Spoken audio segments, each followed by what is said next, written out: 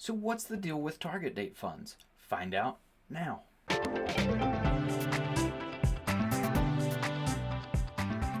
So a target date fund, you see this that shows up in your 401k, your 403b, or other retirement accounts designed to make it simple for you when it comes to retirement. But do you really understand what makes it up? Hey, by the way, I'm Andy Young. Other people call me the Mountain Money Man. And in this video today, we're going to talk about target date funds and how they can help or hurt you when it comes to your planning for the future. If you're worried about how you're tracking on your own retirement pathway, click the link down below. I've got a 90-second survey that you can take that I will send you back a customized video to see how you're tracking and help answer your questions. So let's get back to those target date funds. Target date fund, I always explain this way. If I want to go buy a birthday cake, I've got two options. The first option is I can go down the pathway, all the aisles. I can pick up all my ingredients, grab my flour, my eggs, my sugar, get the exact ratio of what I want. And that's the way that people used to design all of their retirement planning when it came to their 401k. They were having to pick individual funds or individual selections to be able to create that blend of what they wanted. Now, the alternative option, go to the bakery and buy the cake off the shelf that the baker has already perfected exactly how they want it to be. And every time that you show up every year to buy that birthday cake, it's maybe a little bit different. They've changed some of the ingredients. That's what we're looking at when it comes to a target date fund. Somebody else has already perfected the blend for you. But I'm going to show you an example of what I mean by that. So here we can see an example of Fidelity's target date retirement funds with this. So as we can see and walk through this, as you're younger, there's more of this that's allocated towards equities, so stocks, things that are designed to try to help grow your portfolio. Now that also means that you're taking on more risk. It could go up, it could go down. So we want to know what we're doing with that. So this would be somebody 25 years old and they're in a 20-60 strategy. There's a little bit that's in bonds, which is actually pretty amazing in this blend that there's any bonds for a 25-year-old. Now that's one of the things that we're talking about today when we look at this is if we do a target date fund, sometimes you wind up with things that are just generalized. It's generic. It's not individualized to you and your desired risk or desired growth that you're trying to achieve with your portfolio. The thing that this is designed to do is to be a set it and forget it. That set it and forget it is like the old Showtime rotisserie oven infomercials. You just put it in, you set it, you forget it, you don't come back to it. You're just putting your money in, and as you go along through the future, then you're going to see that that money has went in and it's automatically adjusted the risk as you got closer to retirement. So that risk, as we see with that, as we're going through, we're seeing that change to go from 25 through to 50. So now we're at a 2035 strategy, and we can see that that is changing here along the way. So this is actually staying the same blend all the way through until we get to this point where we've worked, we're 45 years old now, and as we start to get closer and closer to that target retirement date of 65 to 67 years old, we can see that we've got more of that going to what's designed to be more stability within those bonds or even some short-term debt obligations. So we can see that as we get closer until eventually at 85 out, it's going to be, well, roughly 83 here. It's going to be the exact same blend and nothing changes. Nothing changes with that. So is this the right thing for you? Well, target date retirement funds are designed to try to keep it simple, but the dangerous thing of that is the fact that when you generalize your retirement planning, that you're not taking into account everything else that you have going on. This target date fund doesn't care if you have a pension or not. It doesn't care if there's other income sources coming to you, and it doesn't care if you retired early.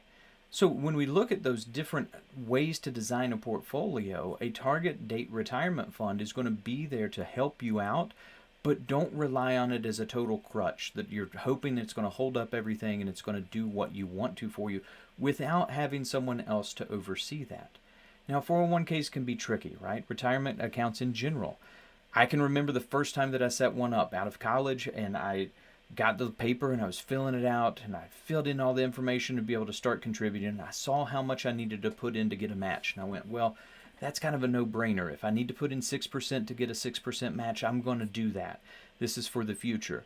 Now, the next question was a lot harder. It was deciding what to put it in, and at that point in time, I was pretty naive. I just simply looked and I said, what had the best return over the last 10 years?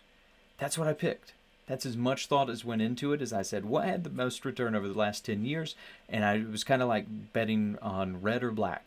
We were going all black, that we said, if that worked great over the last 10 years, I'm going to assume it will again. Is that the right thing to do? Probably not. But at that moment in time, it was the best thing that I could come up with. So these target date retirement funds are designed to be able to keep you in control by keeping you out of the picking of what to do. It's designed to be able to get you further ahead by just having that ability to auto-adjust as you go. So it doesn't matter if it's a Vanguard fund, a Fidelity fund, any of the others that are out there, you're going to see the same concept. Now, there is going to be different of how much bond mixture you have, how much equities, how much international equities, or even layering in things like short-term debt. So because of that, be aware of what you have and when it's going to change and how it will change. This is the power of having a financial advisor to be able to guide you through, and I encourage you to take advantage of programs that are out there. So if at work you have the ability to speak with someone that's familiar with your plan, that's great. But make sure that they're impartial. The fact that they can help you out, that they are agnostic, they're not tied to any one brand or any one stipulation. Ideally, an independent representative that can assist you of going through and explaining exactly what you have. Why is that important? Because target date funds vary. The other thing that's going to happen here is there's going to be an expense ratio associated with these. So we can see here with this expense ratio, for instance, with the Fidelity Freedom 2055 fund, which is just a fund that's out there to be able to use for a target date. What are the things that we're looking at here with this? This expense ratio, 0.75%. So it is actually fairly expensive when we look at this of managing the money, especially if you take this and compound it over the years. If this is a 2055 fund, we're talking about a long working career still to go. So these returns here, we've got, you're paying the cost of almost 1% in fees. Is that the right thing for you? If you said, I want it to be on autopilot and not have to deal with that, maybe so. But if we look at that blend of what it's made of, you might be able to very well achieve something similar and still go in systematically and make those changes.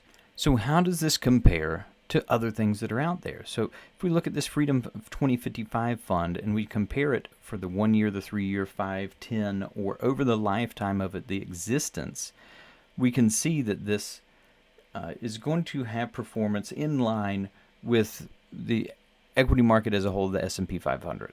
So 1 year, 3 year, 5 year, or 10 year.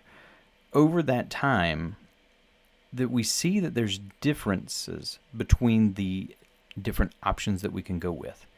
Now, any of these can get you to the end result, but if you speak with an advisor to figure out which way is the right way, using a target date fund, just going full on with buying an S&P 500 index, or something different, that's going to help you out with putting you in the right spot. But with fees being 0.75, we do want to take that into account. That is this the right way to do it? It might be easier to do a different way to be able to get you to the same or similar result. Now, are you going to be able to go through and do this same allocation? You absolutely could. You can go in here and you can see exactly what it's made of. The problem is, by going through and trying to decipher how much of any of these in any one blend is going to get a little bit exhausting. So that's why we see that very often people will go in and just make this happen out of pulling the different, if they have an S&P 500 index within their 401k or different options, they're going to bring the overall cost down for them inside of their retirement account. So for you, which way's the right way to go? Depends on what you want to do.